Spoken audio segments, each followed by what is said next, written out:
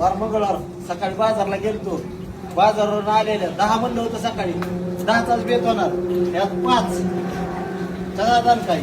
हा फक्त हॉटेल बाकी शिरला. इकडे अलीकडे हे 5 काढायचं चालू आहे. इकडे 5ची तयारी आहे चालू टाकायला. ही 5ची तयारी चालू. हे कसा आहे जाण का, कसा आहे सकाळचा बेत.